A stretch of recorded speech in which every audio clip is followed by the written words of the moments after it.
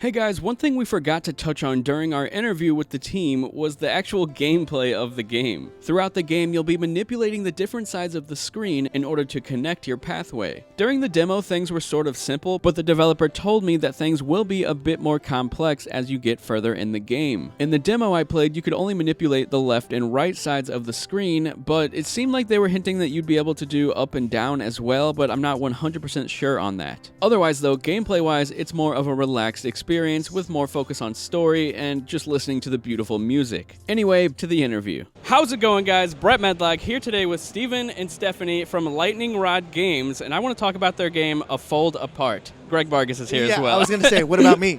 This guy. Anyway, what's the elevator pitch for your game?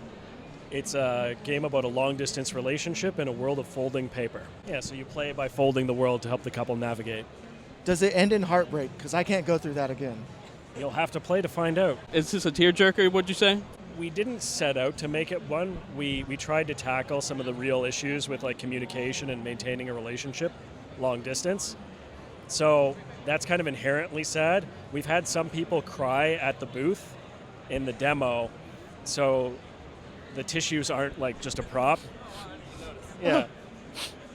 But like we don't set out to make you feel miserable.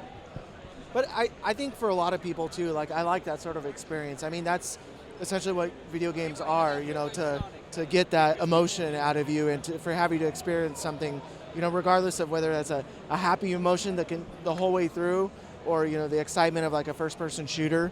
But I do enjoy these types of puzzle games that have that story and you're learning about the characters and watching everything kind of unfold. So long-distance relationships they're like you said, they're also super common, especially like people in like the game space kind of get them too because we know people that are like so far away. And this one's based on the true story of the designer and a relationship that he was in.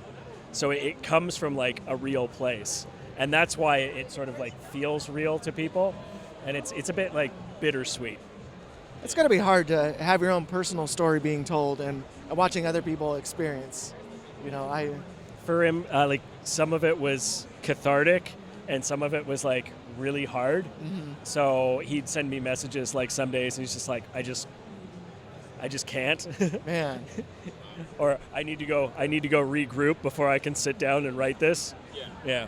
So you said this is kind of inspired by like Media Molecules games, would you say? They're definitely in our mood boards.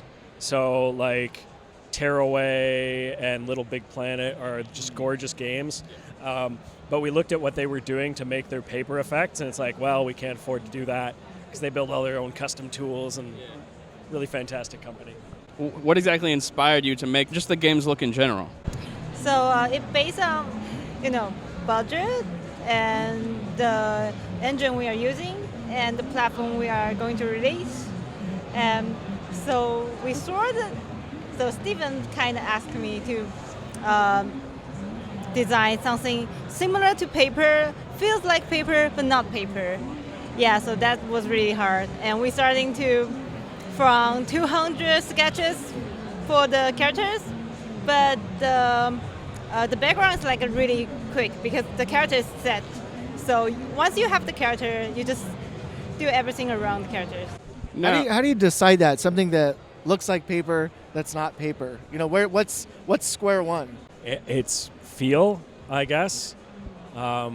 You design it. If it feels good to you, you show it to people, you see how they react, and then it's just a bit of a cycle. So you also said that the music was by the same people that did Celeste?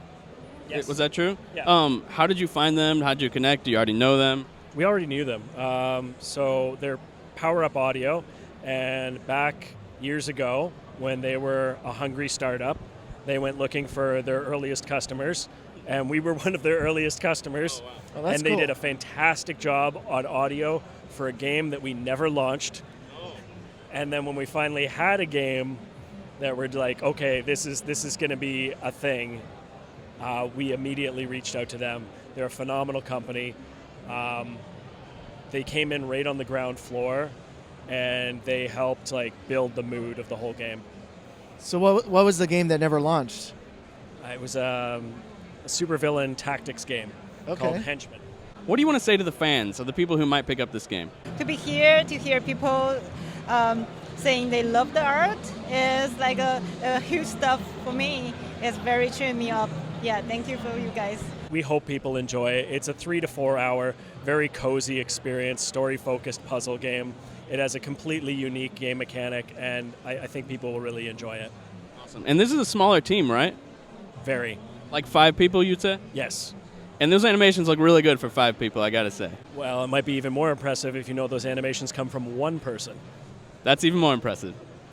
This is EGLX 2019, Nintendo Enthusiast. We'll talk to you guys later. See ya.